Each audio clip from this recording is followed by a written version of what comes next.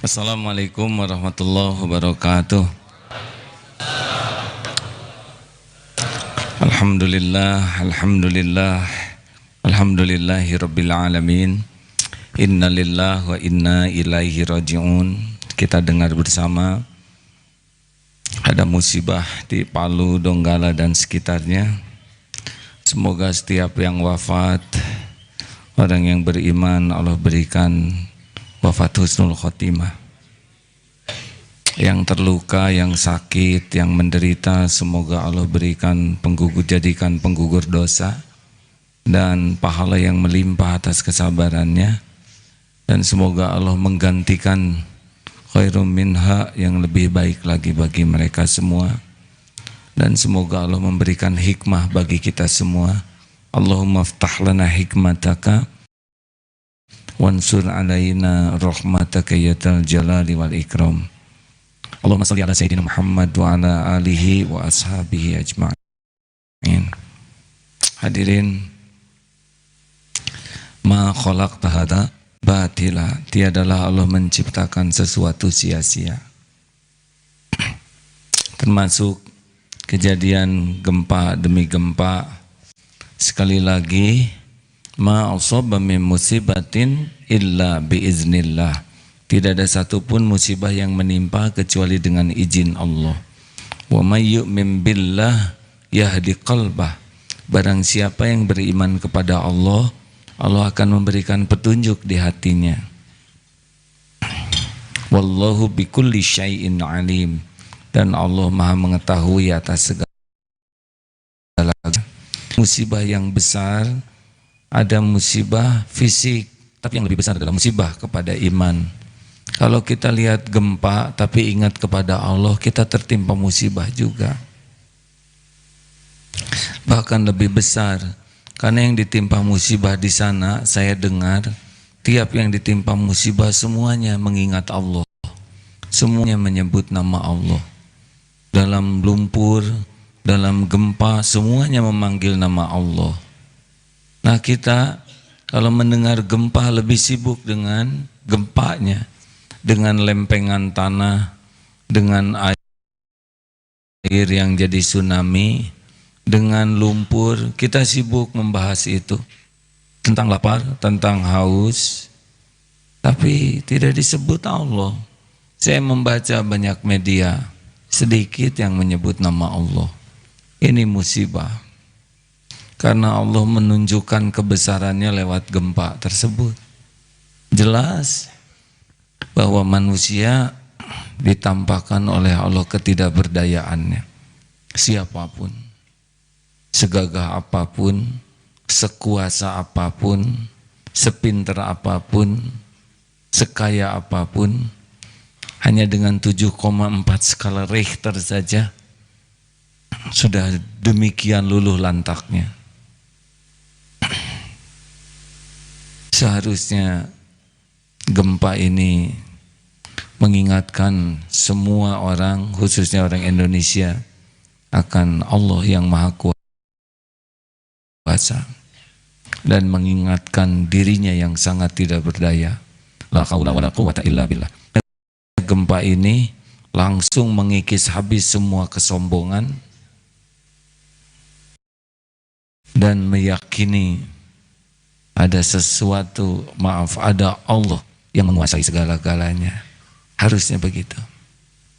Barulah gempa ini bermakna. Dan efek dari ketakutan kepada kekuasaan Allah, seharusnya semua pihak berhenti berbuat maksiat. Karena kejadian ini bisa terjadi dimanapun. Siapa yang menduga di Palu akan ada gempa sebesar itu? Siapa yang menduga satu kampung akan tenggelam ke dalam lumpur dan tidak bersisa? Tidak ada yang menduga. Dan kita pun tidak tahu ini apa yang terjadi di Geger Kalong ini. Apalagi ini menurut riwayatnya termasuk patahan dari bebatuan yang berpotensi jadi gempa. Siapa yang meninggal? Yang meninggal adalah yang ditetapkan Allah harus meninggal. Kita sudah sempat bacakan tadi, bisa dibantu dibacakan lagi Ustaz? Yes. Surat Ali Imran, surat ketiga ayat 145. Surat ketiga ayat 145. Ini mengulang yang tadi, supaya kalau kita melihat yang meninggal, tidak hanya melihat tenggelamnya, tertimpanya, tetapi kita jadi tahu mengapa meninggal dan siapa yang menyebabkan meninggal. Silakan Ustaz. A'udzu billahi minasy syaithanir rajim. وَمَا كَانَ لِنَفْسٍ أَن تَمُوتَ إِلَّا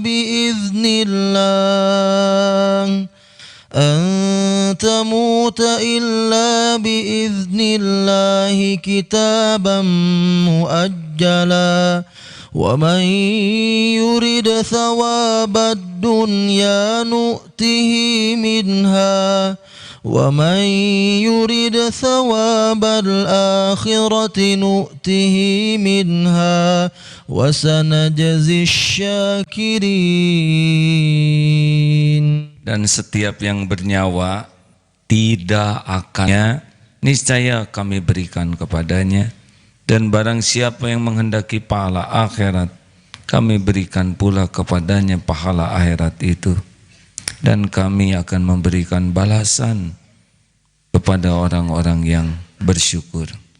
Jadi kalau kita mendengar ada yang meninggal, itu tidak bisa meninggal begitu saja. Meninggal itu karena dicabut nyawanya oleh malaikat, harus sampai ke sana.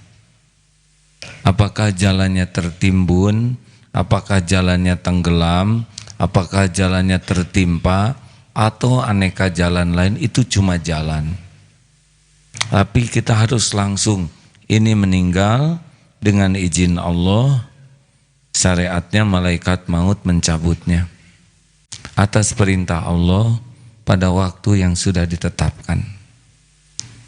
Walikulli ummatin ajalun fa idza jaa ajaluhum la yastakhiruna sa'ata wala yastaqdimun. Surat Al-A'raf ayat 34. Walikulli ummatin ajal.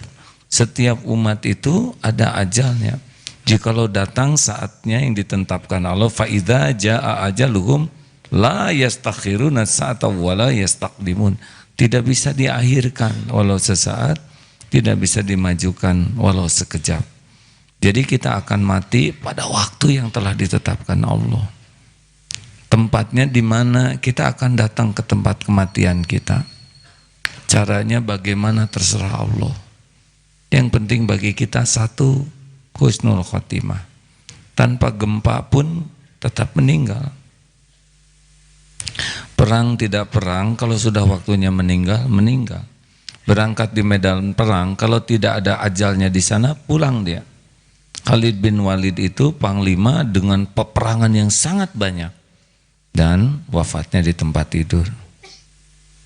Ini penting hadirin, supaya kita, wah bagaimana kalau ada yang membunuh, berarti yang dibunuh sudah waktunya, ada yang membunuh itu dosa. Dia dapat balasan dari kekejiannya. Bagaimana yang takdirnya luka? Luka juga dengan izin Allah. Ini tubuh milik Allah hadirin sepenuhnya. Ini tidak akan luka kecuali dengan izin pemiliknya. Tidak akan kita ini mengalami sesuatu pada tubuh ini, walau satu rambut rontok atau satu jerawat tumbuh, itu kecuali dengan izin pemiliknya, Allah Subhanahu wa ta'ala. Makanya harusnya kalau rambut jadi uban, langsung ingat ke yang menumbuhkan rambut. Siapa? Allah. Kalau wajah makin keriput, ingat kepada pemilik wajah. Siapa? Allah Subhanahu wa ta'ala. Kalau sakit, ingat ini ada pemiliknya. Seperti sekarang nih, saya batuk. Itu izin Allah. Kenapa saya dibuat batuk oleh Allah? Mungkin saya tidak disiplin menjaga istirahat, hak tubuh yang tidak dipenuhi, hak nutrisi yang tidak dicukupi, hak olahraga yang tidak dilakukan. Saya ada kezoliman terhadap tubuh ini, Allah kasih peringatan, sariawan, batuk-batuk, macam-macam, sesuai dengan sunnatullah yang Allah ciptakan. Kenapa itu dibuat? Kalau yang meninggal, dia beriman, insya Allah digulung, semua itu akan mengantarkan husnul khotimah. Siapa tahu ketika digulung-gulung itu Allah, Allah, Allah, dan meninggal, dicabut ketika zikrullah. Jadi husnudzonnya boleh jadi yang wafat itu adalah ketika dicabut nyawanya dalam keadaan zikrullah.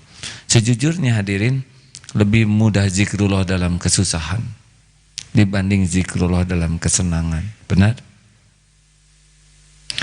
Sudah fitrah. Saya kalau naik pesawat dan pesawatnya rata-rata nyebut Allah.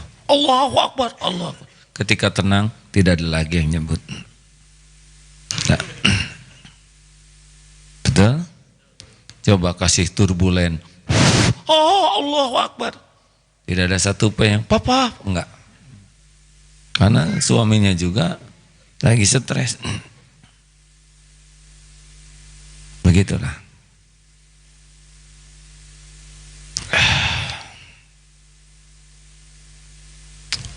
Silakan dibacakan ayatnya. Tes surat Ar-Rum surat ke-30 ayat 41. Surat 30 ayat 41. Ada baiknya kalau saudara suatu saat bawa kertas catat. Saya husnudzon, daya ingat saudara luar biasa kuatnya. Tes. A'udzu billahi minasy syaithanir rajim. ظهر الفساد في البر والبحر بما كسبت أيدي الناس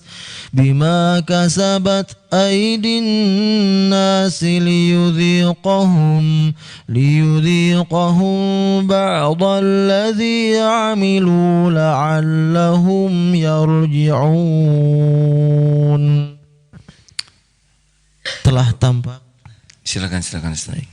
telah tampak kerusakan di darat dan di lautan disebabkan karena perbuatan tangan manusia. Allah menghendaki agar mereka merasakan sebagian dari akibat perbuatan mereka, agar mereka kembali ke jalan yang benar. Nah, begitulah hadirin. Maaf.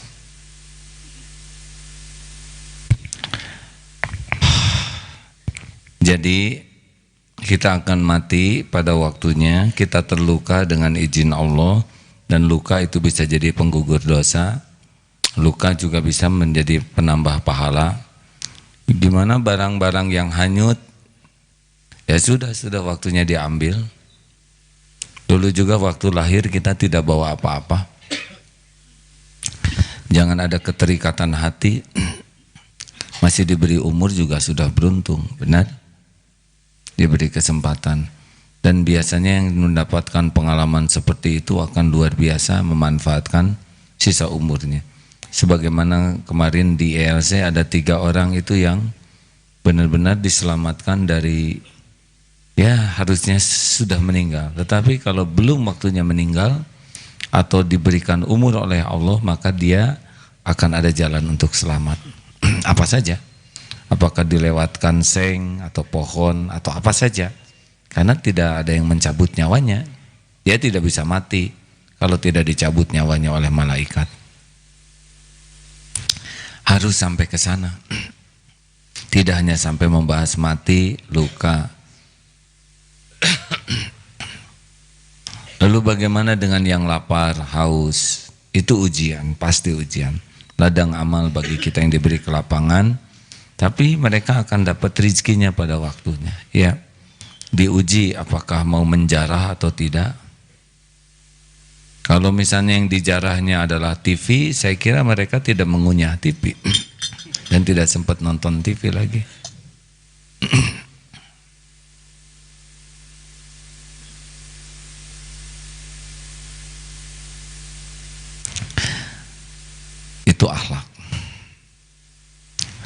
Lalu bagaimana bagi kita yang diselamatkan? Tidak ada ujian ini. Jelas kita harus syukur, bukan mensyukuri penderitaan orang. Kita harus mensyukuri semua karunia Allah ini. Asma Allah yang kita bahas, Asy-Syakur, Asy-Syakir. Allah yang maha mensyukuri, Allah yang maha membalas jasa hambanya. Dalam surat Fatir ayat 34, wa qalu alhamdulillahilladzi adhaba 'anna al-hazan inna rabbana laghafurun syakur. Dan mereka berkata, segala puji bagi Allah yang telah menghilangkan duka cita dari kami. Jadi kalau hati ini dibuat tenang, itu Allah yang membulak-balik hati itu. Makanya kalau dari sedih ingin bahagia, harus minta.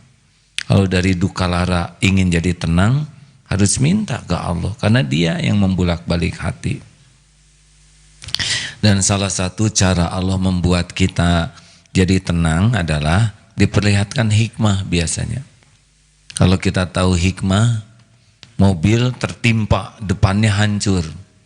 Kalau tidak tahu hikmah, dia akan mengeluh, aduh mobil saya hancur, lihat depannya sampai rusak begini. Dibuka saja hikmahnya, untung tidak kena kepala, dia jadi bersyukur. Coba kalau kepalanya persis di atas kap mobil. Untung anak-anak saya selamat, untung tidak hancur dengan mobilnya. Dibuka saja hikmah, dia bisa melihat nikmat yang Allah berikan. Ingat seperti anak muda yang diamputasi tangannya, semua di kelas itu melihat, kasihan kamu tidak punya tangan kanan. Tapi anak yang diamputasi dibuka hikmah oleh Allah. Dia mengatakan, hei kawan-kawan, lihat apa yang Allah sisakan. Orang sibuk mikirin yang tidak ada, dia sibuk mensyukuri yang disisakan. Coba kalau yang tersisa hanya tangan kanan, bagaimana keadaan kelas itu, hadirin?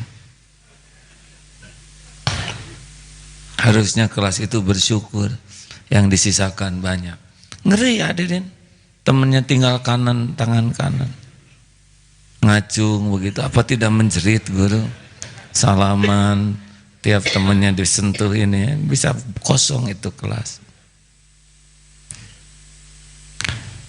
Yang batal menikah sedih terseduh-seduh karena tidak paham hikmah.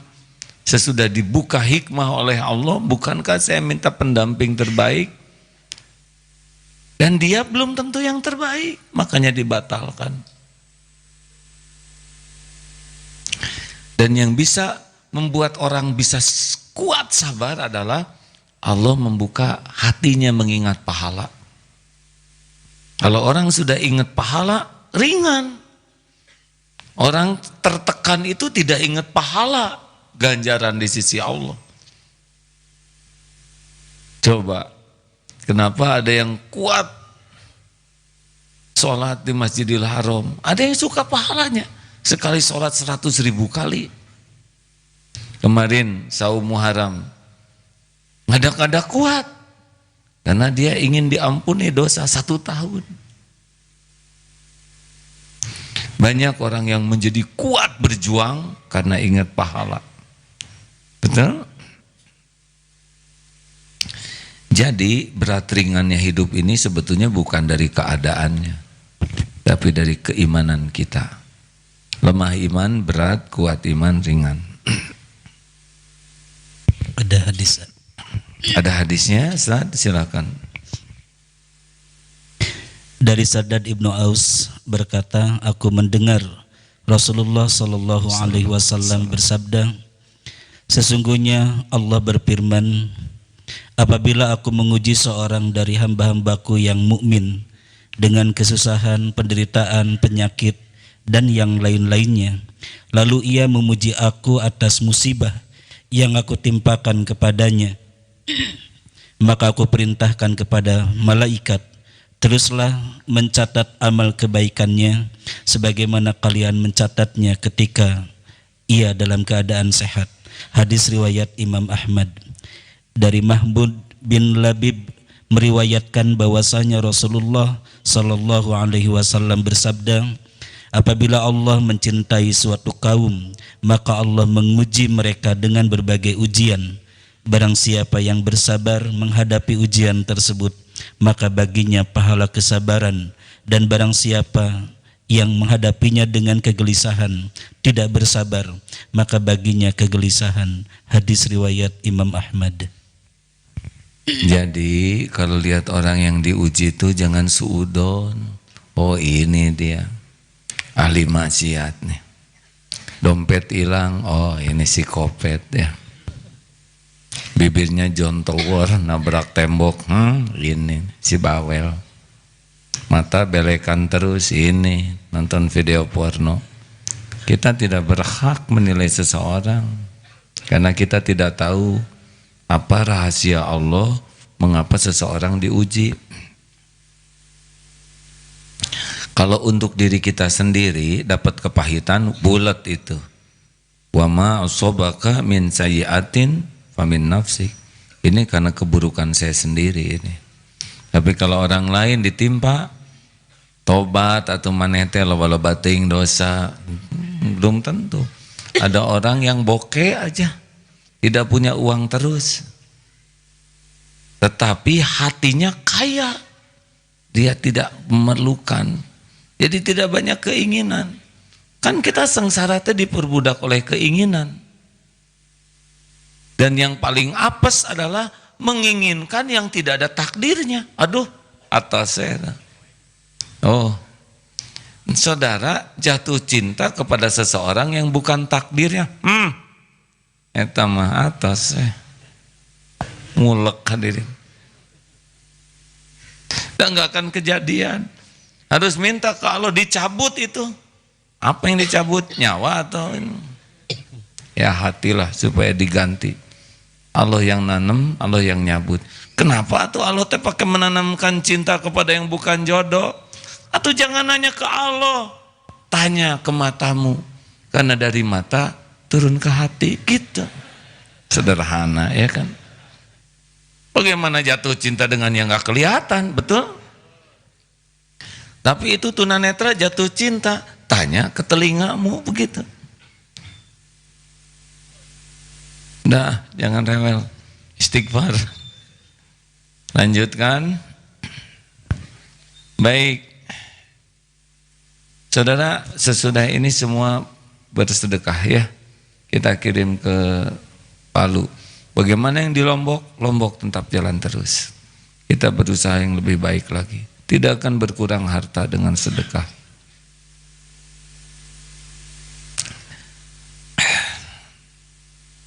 In tuqridullaha qardan hasana yudha'ifu lakum wa yaghfir lakum wallahu syakurun halim.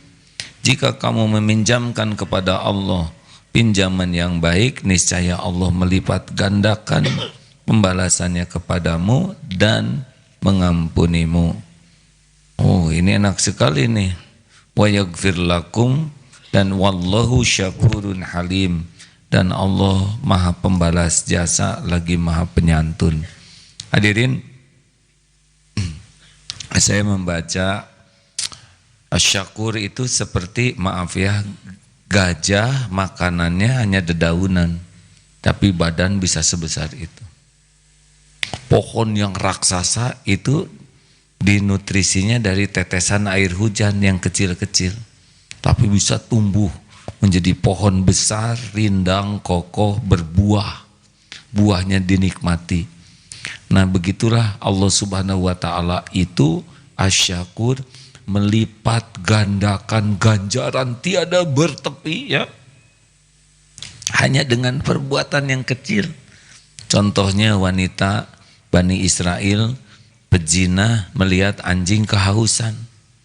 Kemudian dia turun ke sumur membuka sepatunya untuk mengambil air, lalu dia berikan air itu ke anjing. Tidak ada siapa-siapa yang lihat di antara manusia. Tapi malaikat pasti ikut nyatet. Allah pasti melihat. Wa huwa ma'akum aynama kuntum wallahu bima ta'maluna basyir. Dan dia bersamamu dimanapun kau berada, ilmunya, kekuasaannya, pengetahuannya, dan Allah maha melihat apapun yang engkau kerjakan. Allah subhanahu wa ta'ala tidak hanya melihat dia turun ke sumur membahayakan dirinya, Allah tidak hanya melihat dia memberikan, tapi Allah juga tahu rasa rahmat, kasih sayang di hati wanita ini kepada anjing itu. Anjing itu ciptaan Allah. Anjing tidak pesan jadi anjing sebagaimana kita tidak pesan jadi orang. Kalau kita anaknya yang itu tadi, berarti kita anak itu. Nggak tega nyebut anak anjing. Dog.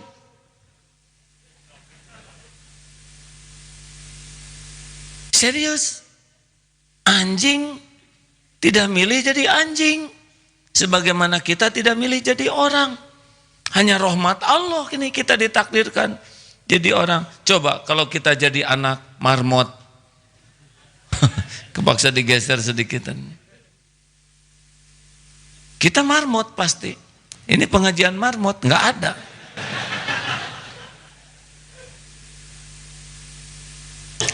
Jadi kalau lihat anjing tuh jangan dengan angkara murka. Dan dia seksi anjing. Bagian najis gitu ludahnya. Dia bertasbih. Babi. Babi tidak pesan jadi babi. Sebagaimana kucing tidak pesan jadi kucing. Babi itu bertasbih hadirin. Hanya memang takdirnya dia jadi kayak gitu. Jadi bagian yang haram. Maka tidak perlu angkara murka. Karena dia memang tidak pesan. Dia tetap aja punya kasih sayang ke anak babi. Betul? Jiji-jiji juga begitu. Ini memang begitu kalau dari ilmu tauhid. Semua ciptaan Allah. Makanya Allah tahu nih. Yang wanita ini nyaah tuh. Lintasan di hati itu Allah tahu.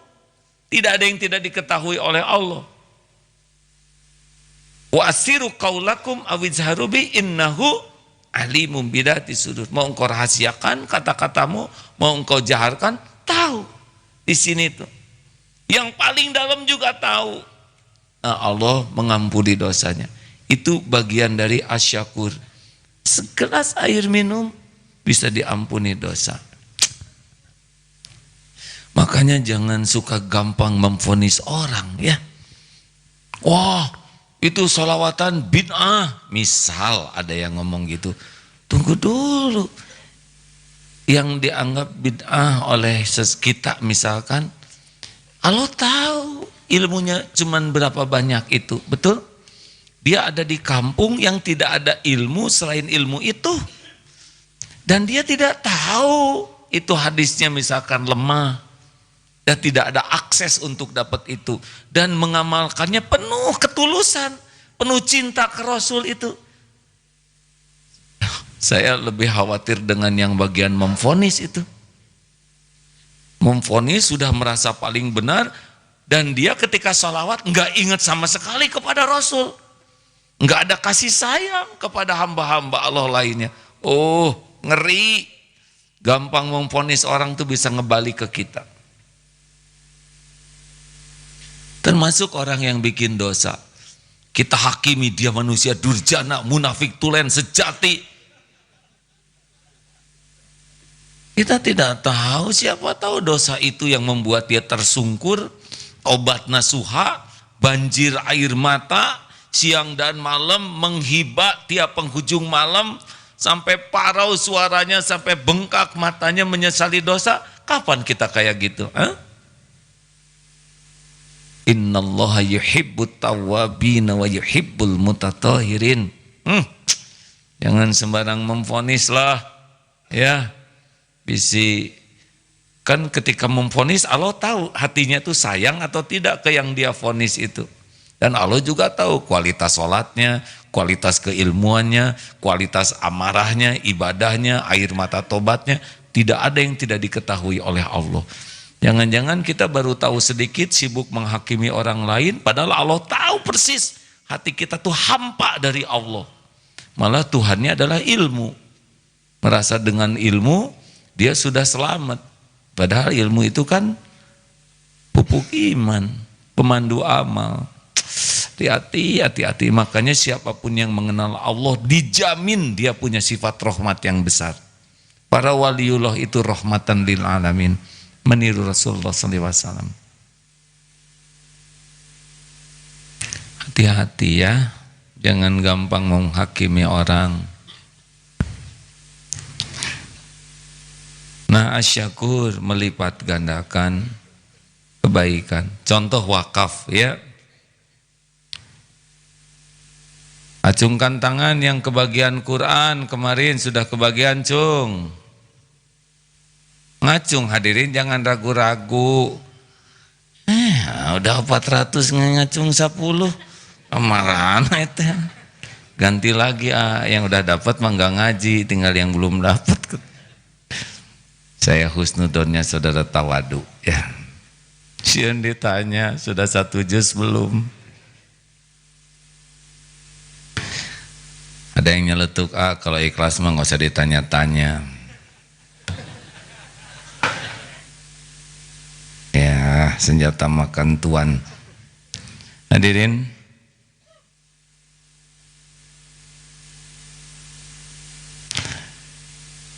wa man tata'a khairun fa innallaha syakirun alim. Barang siapa yang mengerjakan satu kebajikan dengan kerelaan hati, fa innallaha syakirun alim, maka sesungguhnya Allah Maha mensyukuri. Lagi kebaikan, lagi Maha mengetahui. Allah tuh tahu kita berbuat baik tuh bukan hanya fisik hadirin, sampai ke lubuk hati. Ini contoh yang sering disampaikan ya. Kita berbuat baik agar diketahui orang kita orang baik. Itu baik tuh. Tapi yang tersembunyi di sini agar diketahui. Kita berbuat baik agar dia jadi baik ke kita. Kita berbuat baik agar dia tidak berbuat jelek. Ada tuh. Ada yang berbuat baik supaya dia bogoh hutang budi. Seperti beberapa ini ya, pemuda yang suka traktir adiknya itu. Nah, itu Allah tahu strategi dia, nggak ikhlas sama sekali. Pas itu bogoh teh hadirin, ditagih sini pemberian saya. Semua strategi dan siasat diketahui oleh Allah. Sedangkan yang ngatur jodoh adalah Allah. Coba itu. Allah tahu saudara pinjem jaket dari teman. Nah, si teman ini ternyata pinjem juga jaket dari kakaknya yang ditaksir itu. Kan rumit hadirin. Boleh saya menyimpang sedikit, ini ceramah? Jangan. Astagfirullah, ini kelemahan saya nih hadirin. Kalau sudah ingin cerita, saya suka nyeksek. Tapi ini dikait-kaitkan aja lah dengan ilmu tauhid ya. Bahwa Allah tahu segala rahasia. Pemuda nih, ini jadi pelajaran bagi yang naksir-naksir, jangan sampai lupa bahwa ada yang maha tahu. Jadi dia beli bunga ke tukang bunga. Cik, beli bang bunga, buat siapa Cep? Lah, saya naksir seseorang tuh. Dia cakep kelihatannya mah, rada seneng sama saya. Oh, memang pemuda mah harus ngemodal. Cik, satu lagi ya tuh bunga. Ini buat siapa lagi? Adiknya juga manis. Siapa tahu kalau nggak dapat kakaknya, dapat adiknya. Atuh meni sarakah pisan deh hiji-hiji. Satu lagi lah kagok. Ayatnya buat siapa lagi? Itu kalau saya kesana teh si ibunya juga suka memperhatiin saya. Dan ibunya juga rada manis lagi. Siapa tahu naksir ke saya stilo lah. Alah di hati si bapak teh, aduh, ya udah teh hawa kurang ajar pisan, tapi di hati. Datanglah mau ngajak makan di rumahnya tuh kakak, adik. Ini si yang dia taksir sudah ada, kasih bunga. Adiknya juga ada manis, suka ngeliatin, kasih. Ibunya juga kasih.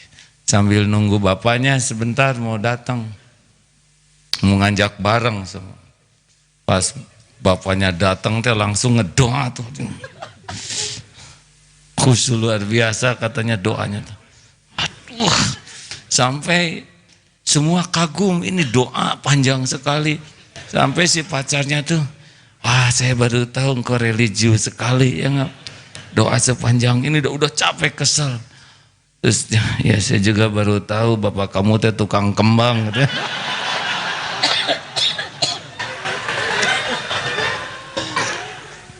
Mengerti kenapa dia nunduk terus hadirin?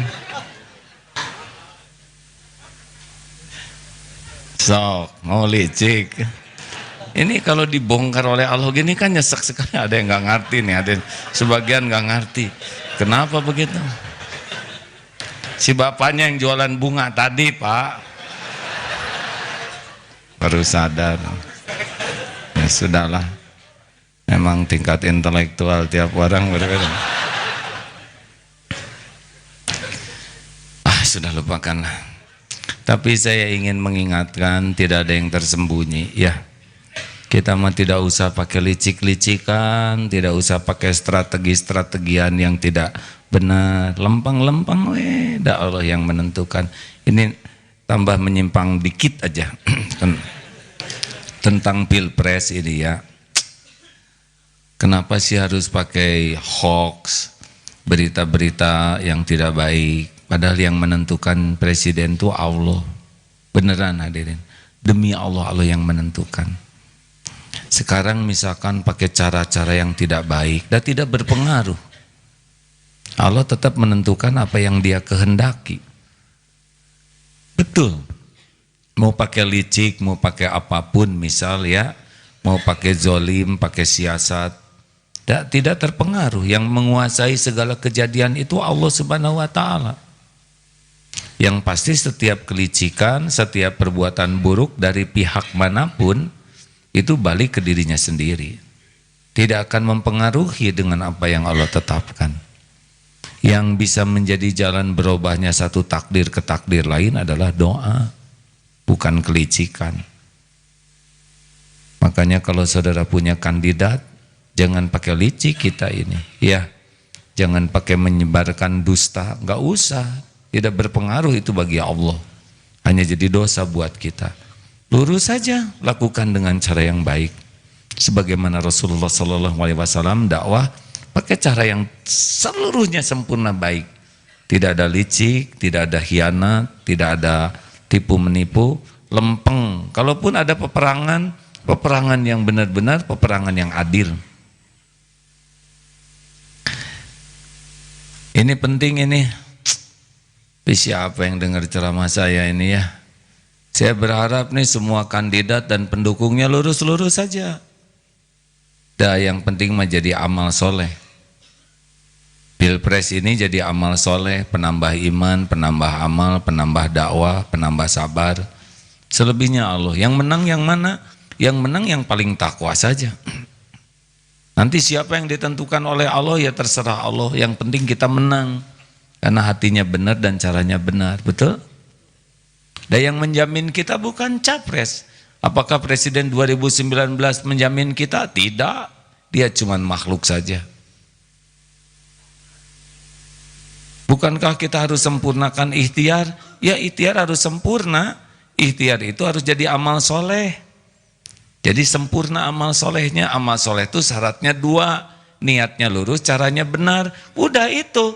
Karena bukan kita yang menentukan tuh Allah. Innallaha ala kulli syai'in qadir.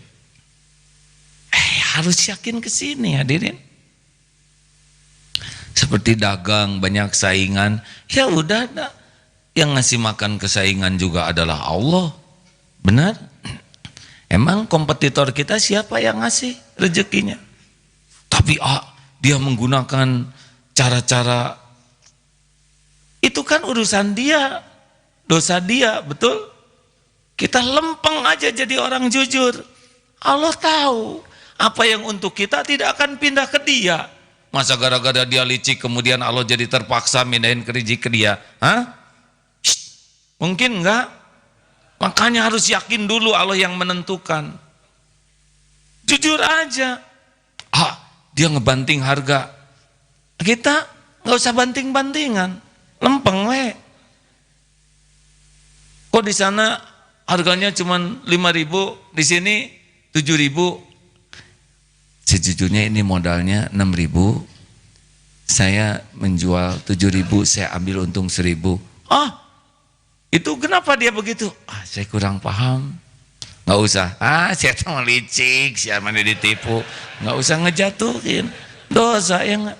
Udah gitu saya teman tipu beracun. Emang guys mahal, ngawadul ya nggak.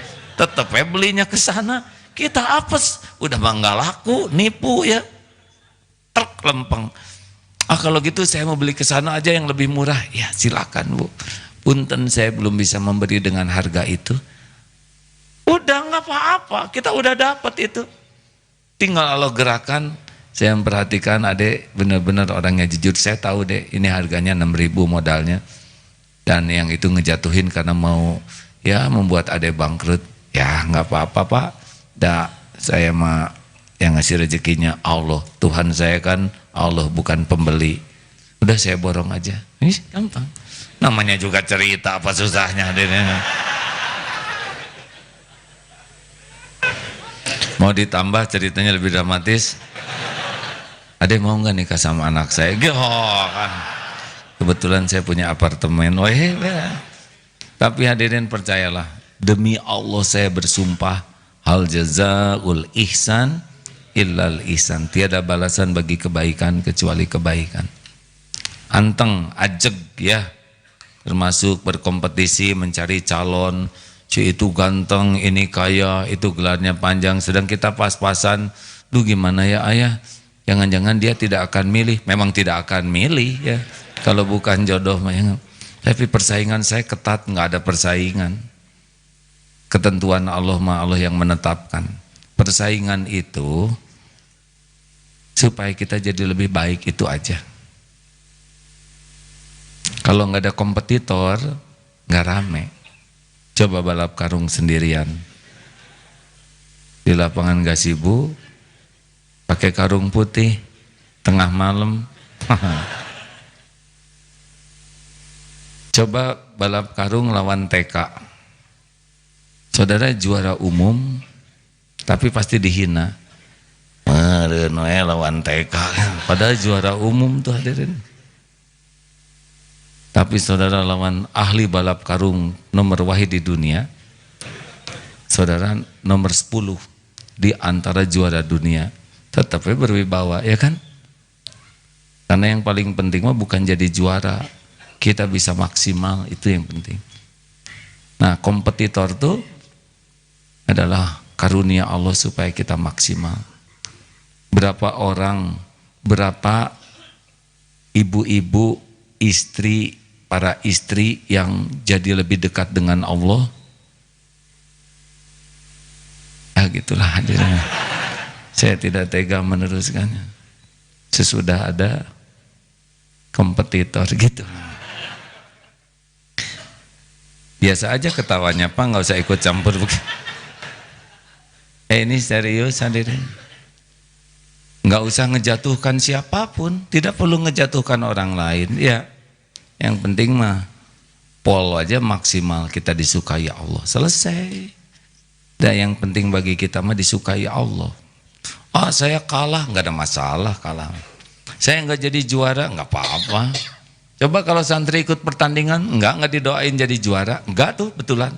Doakan saya supaya juara balap kuda memanah. Mau apa ngedoain itu? Saya mengedoain supaya perlombaan itu jadi amal soleh yang diterima Allah, titik. Ek menang, ek teu menang, gak ada masalah. Tapi saudara udah capek-capek berkuda, gak jadi amal, itu jadi masalah. Mau ngapain? dia jadi juara kalau jadi sombong, gak jadi amal, benar? Mendingan jadi juara, tapi jadi amal. Pengen saya juga kayak gitu. Belum tentu siap jadi juara tuh. Bisa hilang pahalanya, habis oleh kesombongannya.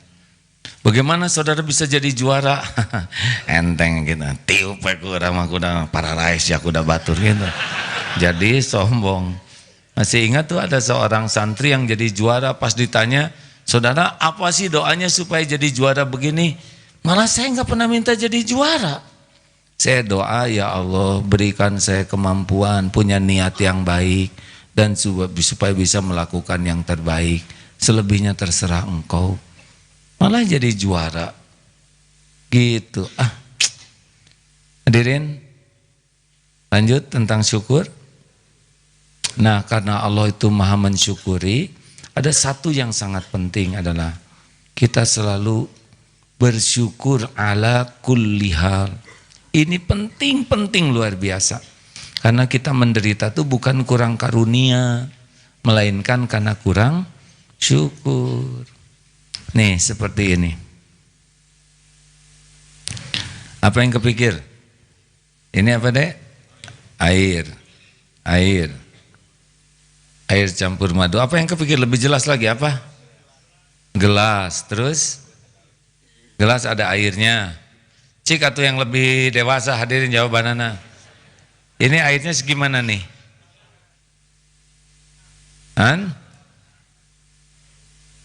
Nah ini bisa jadi syukur atau tidak nih? Saya kasihin, oh tinggal setengah, nah lihat wajahnya, oh tinggal setengahnya. Ada yang alhamdulillah masih setengahnya. Sama airnya, segini. Ada yang bahagia, ada yang menderita. Tergantung dia kemana. Kalau kesyukur ini banyak nih. Kalau orang kufur, cuma setengahnya gitu. Wajahnya beda Pak. Alhamdulillah. Gitu.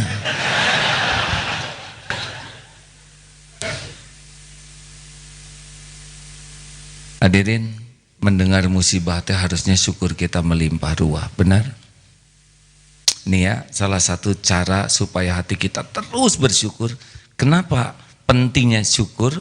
Karena kita akan optimis kepada pertolongan Allah kalau kita fokus kepada apa yang Allah berikan. Mengerti ya hadirin? Tapi kita pesimis dengan hidup kita kalau sibuk dengan keinginan yang belum terkabul. Jadi kalau kita sudah melihat limpahan karunia Allah dengan amal kita yang tidak seberapa, Allah memberikan limpahan tiada bertepi, kita optimis tuh. Apalagi kalau saya banyak amal. Tapi kalau abdi mah hirup teh gagal masuk kadinya gagal. Naksir kasih eta kalah nini nanu hayang ka abdi. Ngelamar kadi aduh gagal. Wah, ini dia. Ini dia orang yang benar-benar kufur nikmat. Padahal jantung dia tidak gagal. Ginjal tidak gagal ginjal. Otak tidak gagal berpikir. Hidung tidak gagal bernafas. Mata tidak gagal berkedip. Betul? Telinga tidak gagal membandingkan suara. Hidung tidak gagal mendeteksi aneka bebauan. Aduh, ini keberhasilannya itu presisi itu dahsyat. Tapi dia fokusnya kepada yang saya teh untung teh harusnya mah 10 juta. Ternyata kan 8,5 juta. Waduh, padahal 9,5 juta. Rugi orang setengah juta gitu. Dasar kufur nikmat. Nah hadirin, nih sekarang latihannya ya. Belajar tafakur nanti pas tahajud. Lihat di dunia ini hampir 7 miliar lebih. Mayoritas tidak mengenal Allah. Tidak kenal Islam. Tidak tahu syahadat. Jadi kalau kita lihat orang yang belum mengenal Islam, kita harus syukur. Kita diberikan nikmat Islam.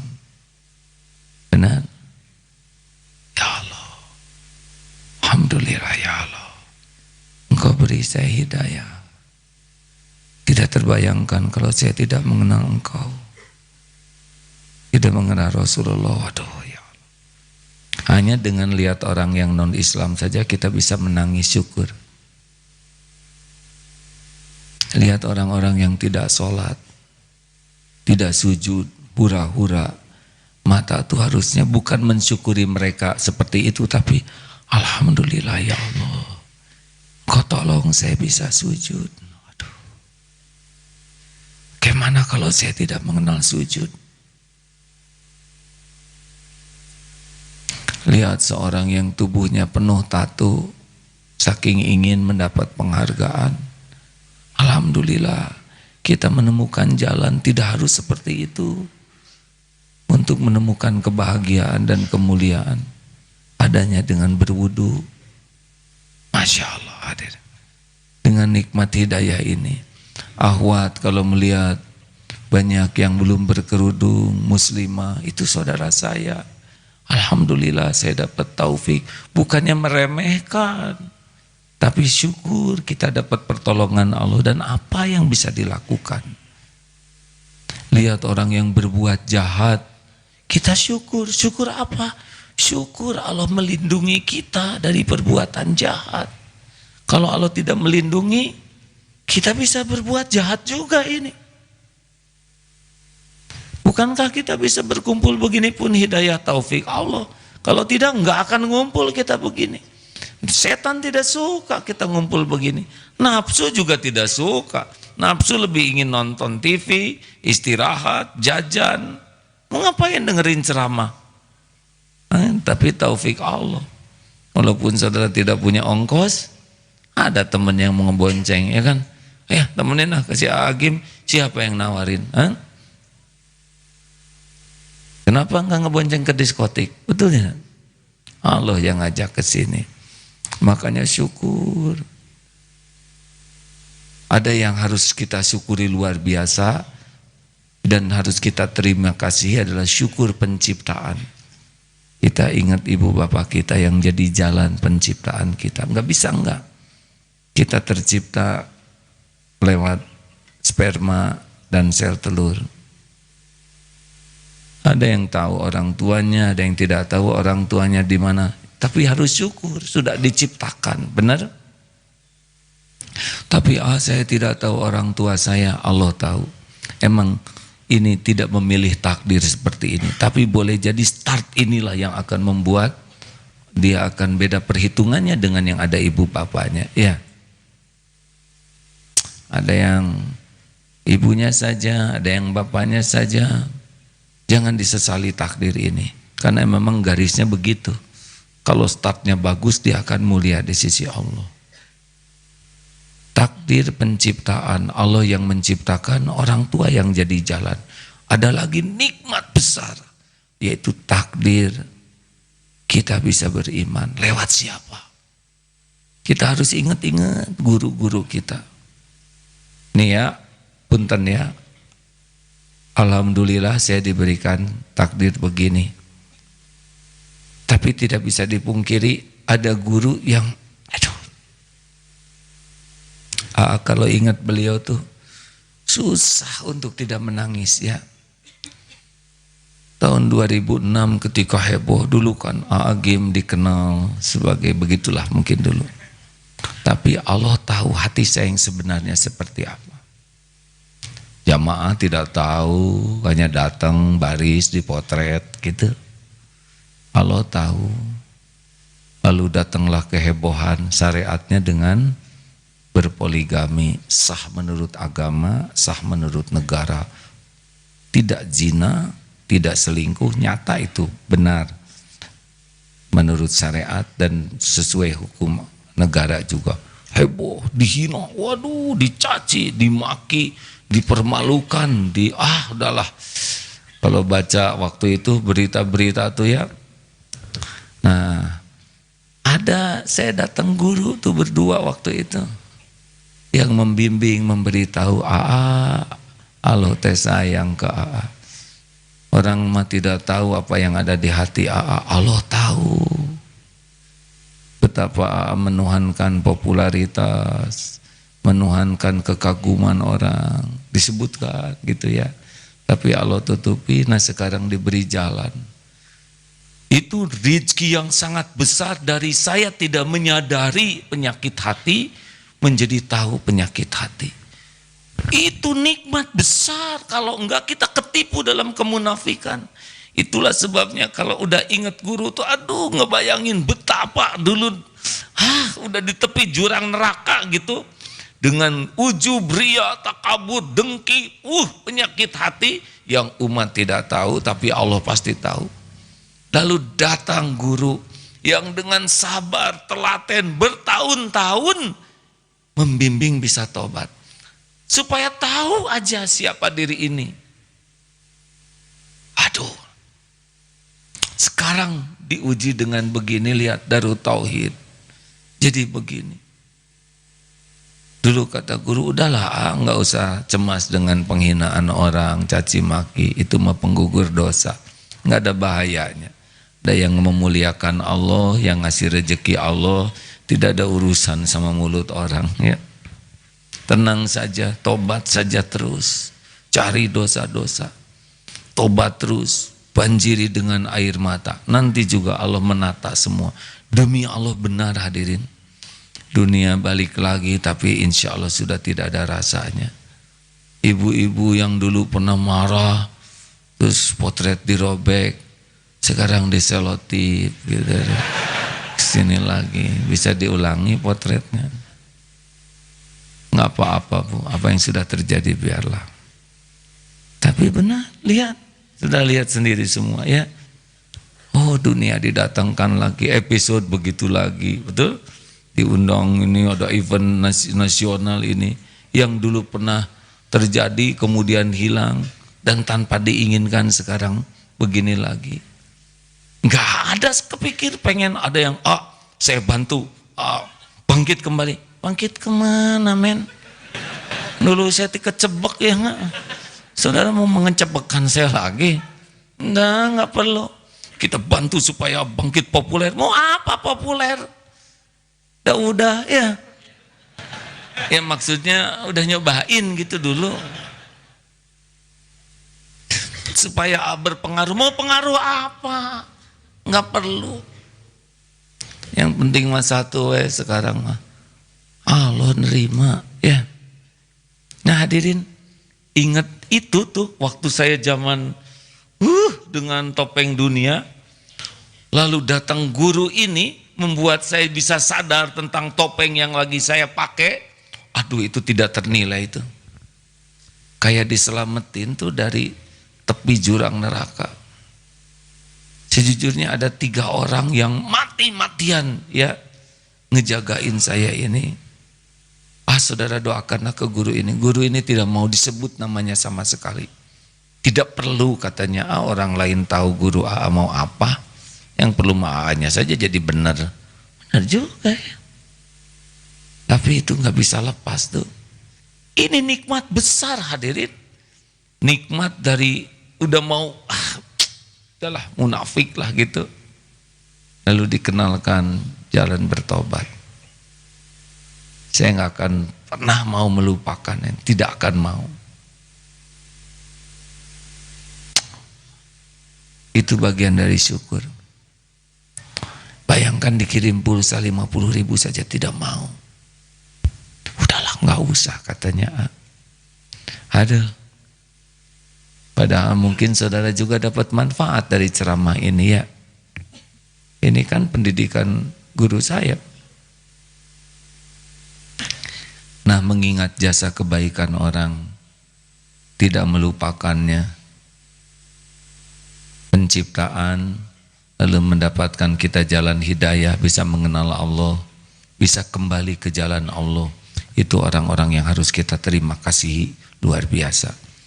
Yang membersihkan kita dari kemusyrikan menuju ketauhidan, yang membersih jadi jalan kita kembali dari kemunafikan kepada kejujuran, jalan dari gelimang dosa kepada ketaatan.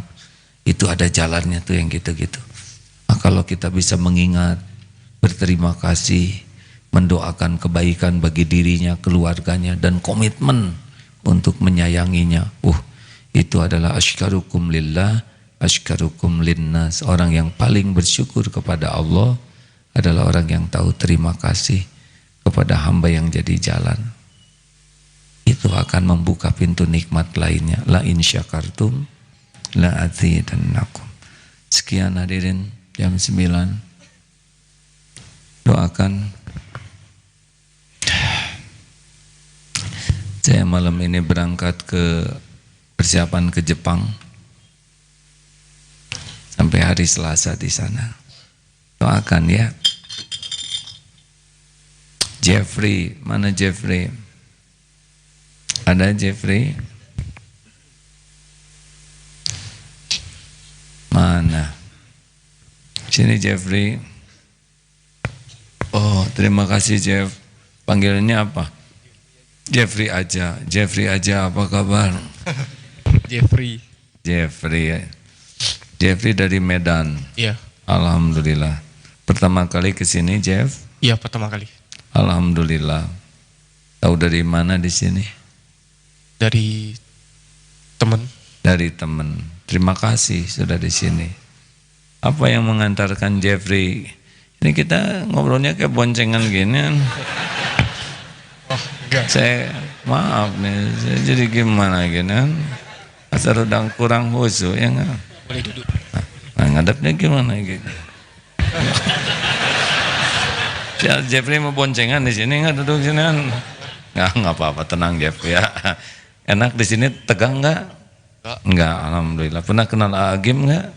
Belum pernah. Belum pernah? Ini baru pertama kali. Baru pertama kali. Baru pertama kali. Tapi dengar nama Agim udah pernah? Udah pernah. Belum juga? Pernah dengar. Terima kasih Jeff, tidak wajib kok kenal Agim. Apa yang membuat Jeffrey bersemangat untuk menjadi seorang muslim? Adakah yang bisa diceritakan? Kalau Ada yang menarik nggak dari Islam? dari aku, dulu backgroundnya sebenarnya dari Buddha, pindah ke Jakarta. Jakarta sempat Kristen. Nah, waktu di Jakarta menjalani Kristen dan Berdirilah Jeff, saya nggak enak saya di atas sendiri. Nah gitu, ya. apa nih? Di sempat jalani Kristen, belakangan ini setahun yang lalu saya belajar sama teman Muslim juga.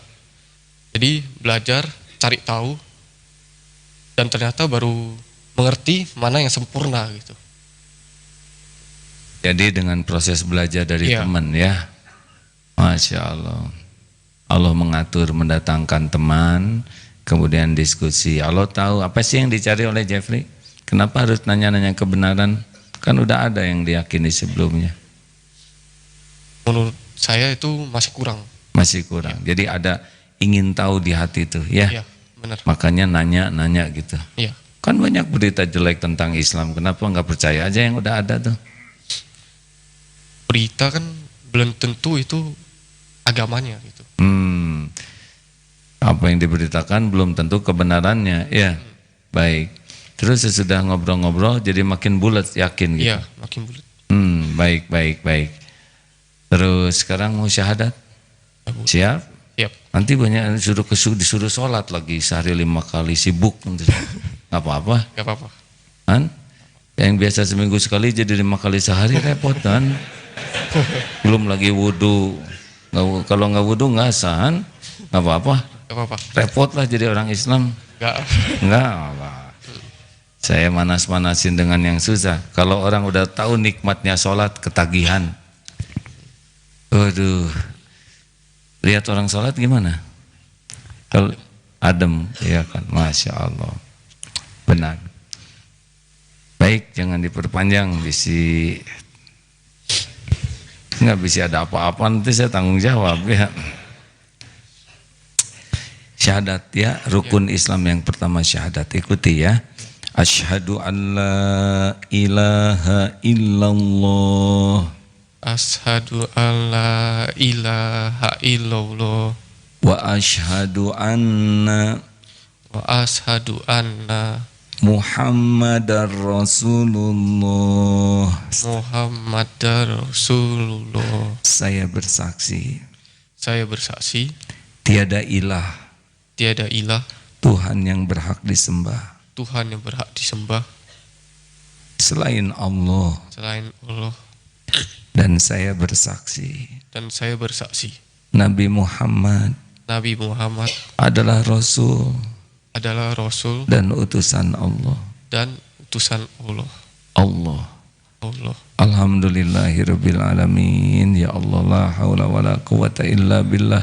Rabbana la tuzigh qulubana ba'da idh hadaitana wa hab lana min ladunka rahmah innaka antal wahhab.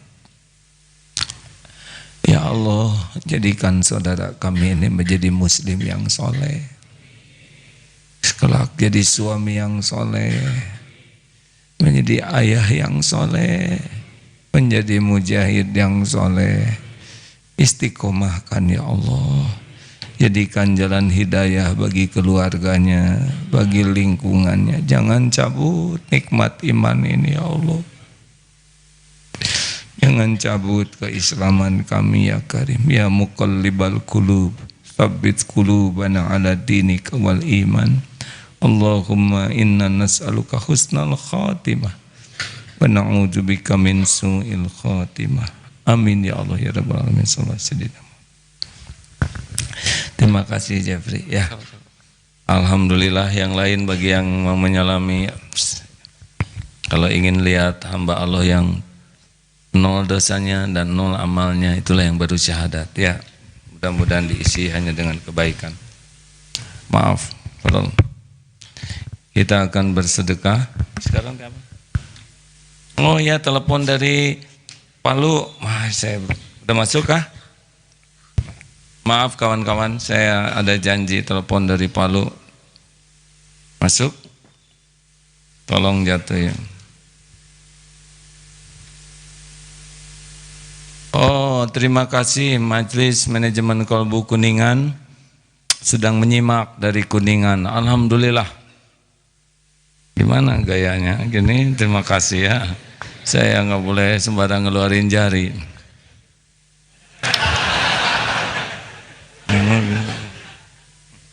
Ya. Halo. Ya, Waalaikumsalam warahmatullahi wabarakatuh. Halo. Halo ya, Andri A. Andri, ya, menyimak acara ini enggak di sana? Alhamdulillah menyimak Pak dengan sebagian tim personil di dapur umum. Di dapur? Iya, Ya.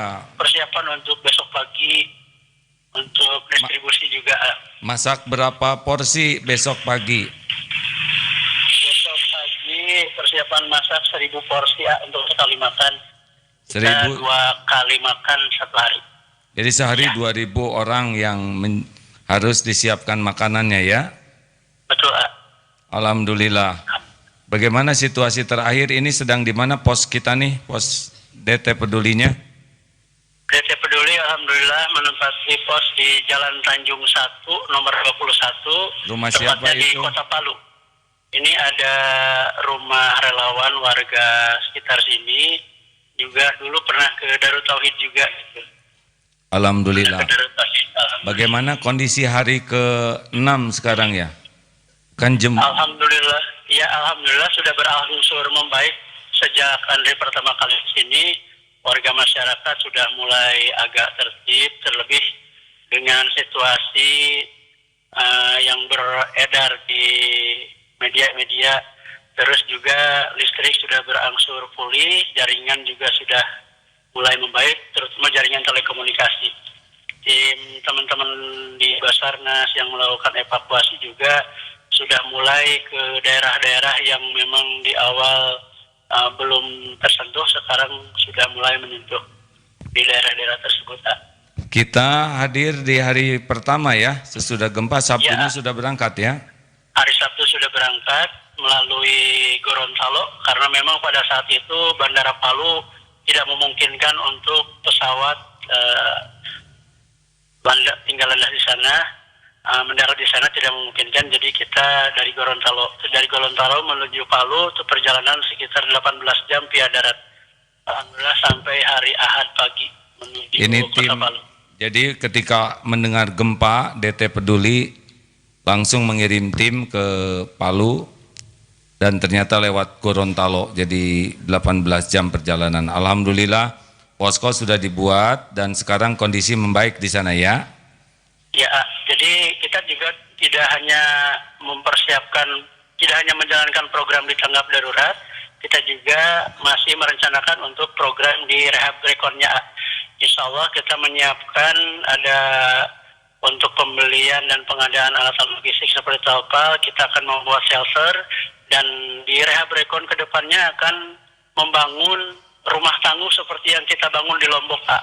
Rumah tangguh yang memang tahan gempa, yang ramah gempa, insya Allah seperti itu, Pak.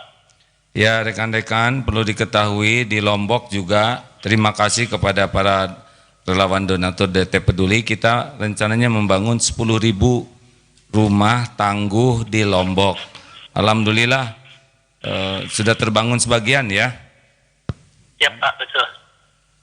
Harganya 15 juta. Ini ya. 15 juta rupiah rumah tangguh ini anti gempa. Insya Allah di sana juga. Baik, tim kita yang akan datang kapan ke sana? Insya Allah hari Jumat besok, Pak.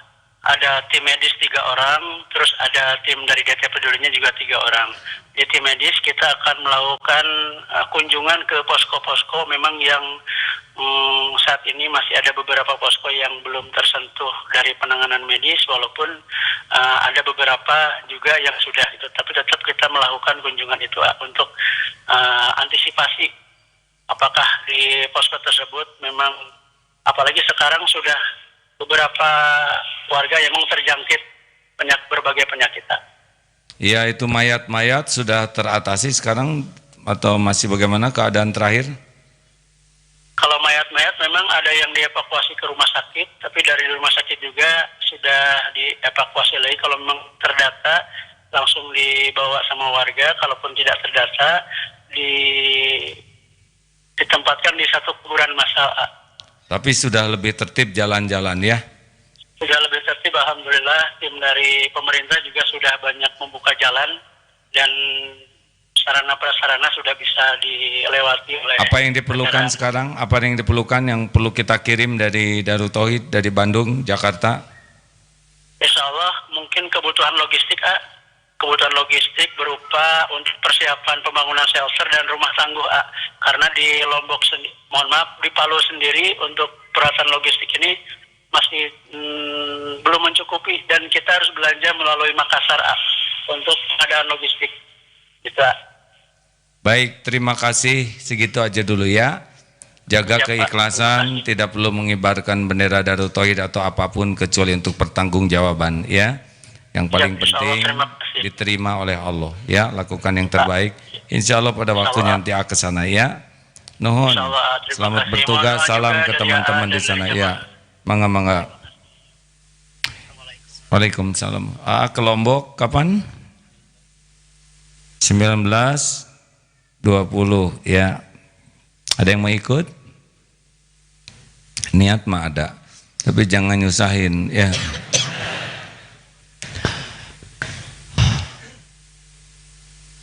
Terima kasih sahabat yang baik. Mudah-mudahan ada hikmahnya. Perbanyak air mata tobat, lebih banyak menafakuri, insya Allah akan banyak pertolongan Allah. Baca Quran jangan kurang dari 1 juz sehari minimal. Sholat tepat waktu berjamaah di masjid. Dan tiap malam bangunlah di penghujung malam, mohonlah ampunan yang banyak, serta jangan kikir, lakukan kebaikan dimanapun, kapanpun, kepada siapapun. Al-Fatihah. Padahal sambil kita bersedekah. Bismillahirrahmanirrahim. Alhamdulillahi rabbil alamin. Ar-Rahmanir-Rahim. Maliki yaumiddin. Iyyaka na'budu wa iyyaka nasta'in. اهدنا الصراط المستقيم صراط الذين أنعمت عليهم غير المغضوب عليهم ولا الضالين. الله لا إله إلا هو الحي القيوم لا تأخذه سنة ولا نوم له ما في السماوات وما في الأرض من ذا الذي يشفع عنده إلا بإذنه يعلم ما بين أيديهم وما خلفهم ولا يحيطون بشيء من علمه إلا بما شاء وسع كرسيه السماوات والأرض ولا يؤوده حفظهما وهو العلي العظيم. بسم الله الرحمن الرحيم قل هو الله أحد الله الصمد لم يلد ولم يولد ولم يكن له كفوا أحد. بسم الله الرحمن الرحيم قل أعوذ برب الفلق من شر ما خلق ومن شر غاسق إذا وقب ومن شر النفاثات في العقد ومن شر حاسد إذا حسد. بسم الله الرحمن الرحيم قل أعوذ برب الناس ملك الناس إله الناس من شر الوسواس الخناس الذي يوسوس في صدور الناس من الجنة والناس. Allahumma salli ala Sayyidina Muhammad wa ala alihi wa ashabihi ajma'in. Alhamdulillah ya Allah. Allahumma a'inna ala zikrika wa syukrika wa husni ibadati. Wahai Allah yang maha menatap, alhamdulillah segala puji bagimu yang sudah menciptakan kami menjadi manusia, tidak jadi hewan, tidak jadi makhluk-makhluk lain. Masya Allah, alhamdulillah segala puji hanya untukmu ya Rabb, yang mengislamkan kami. Tidak terbayang jika kami tidak mengenalmu ya Rabb. Alhamdulillah, terima kasih ya Allah, Engkau kumpulkan kami di rumahmu dikala sebagian besar makhlukmu melupakanmu. Engkau bimbing kami bisa mengingatmu. Alhamdulillah. Alhamdulillah ya Allah, Engkau tutupi aib-aib dosa maksiat kami. Padahal Engkau tahu setiap maksiat yang kami perbuat. Bahkan orang yang terdekat pun tidak mengetahui kebusukan kami, karena Engkau yang maha baik. Alhamdulillah ya Allah, Engkau beri kesempatan kami bertobat. Fabi ayyi ala'i rabbikuma tukadziban. Dikala sebagian besar makhlukmu melupakanmu, mengkhianatimu, Engkau bimbing kami mengenalmu, Masya Allah. Alhamdulillah. Ampuni kami ya Allah, jarang mensyukuri semua nikmat ini. Betapa melimpah kasih sayangmu yang tiada bertepi, karuniamu yang tiada berujung. Ampuni kami lebih banyak melupakanmu ya Allah daripada mengingatmu. Bahkan dalam salat pun kami jarang ingat padamu. Ampuni kami jarang ikhlas ya Allah. Hampir setiap yang kami lakukan bukan karena Engkau. Lebih sibuk ingin dipuji makhlukmu daripada ingin diridhoi olehmu. Ampuni ya Allah, kami jarang bersyukur. Lebih banyak berkeluh kesah dan kecewa pada karuniamu tiada bertepi. Ampuni kami sering berburuk sangka padamu. Sering kecewa kepada ketentuan. Sering marah kepada takdirmu. Padahal apapun yang Engkau tetapkan pasti kebaikan untuk kami. Ampuni kami jarang bersabar ketika ujian Engkau berikan kepada kami. Padahal pasti ujian itu adalah untuk kebaikan kami. Allahumma inna nas'aluka taubatan nasuha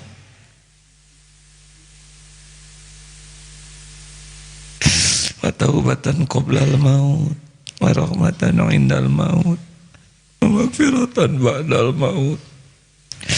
Allahumma hawin alaina fi sakaratil maut.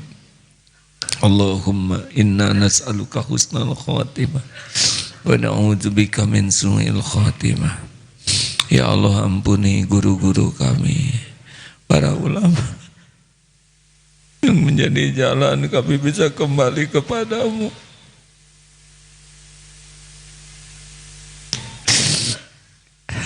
Muliakan keluarganya, keturunannya.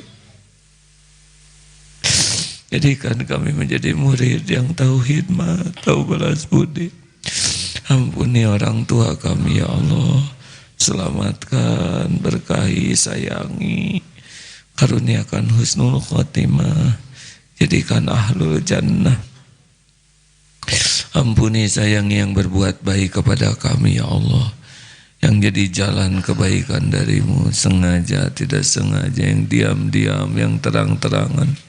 Allahumma ighfir lil mu'minina wal mu'minat wal muslimina wal muslimat al ahya'i minhum wal amwat. Allahumma a'izal Islam wal muslimin. Allahumma ansur mujahidin fi kulli makan. Tolonglah ya Allah saudara kami yang dihimpit bencana. Engkau yang kuasa melapangkan hatinya, menguatkan imannya, memberikan pertolongan dari penjuru manapun yang Engkau kehendaki ya Allah. Ya Allah, tolonglah saudara-saudara kami yang dijajah, dijalimi, berikan kekuatan, kemenangan bagi kaum yang beriman ya Allah. Ya Allah, selamatkan bangsa ini dari perpecahan, persatukan para ulama, persatukan ya Allah, karuniakan kepada kami pemimpin yang bisa membawa keadilan, yang bisa menjadi jalan kami dekat denganmu. Rabbana atina fid dunya hasanah wa fil akhirati hasanah wa qina adzabannar.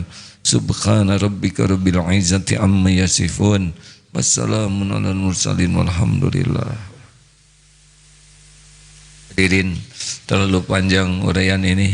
9:30 saudara segera pulang bagi yang pulang, dan itikaflah di sini yang kemalaman ya. Tolong menolong satu sama lain dan tertib. Subhanakallahumma bihamdik asyhadu an la ilaha illa anta astaghfiruka wa atubu ilaik. Assalamualaikum warahmatullahi wabarakatuh.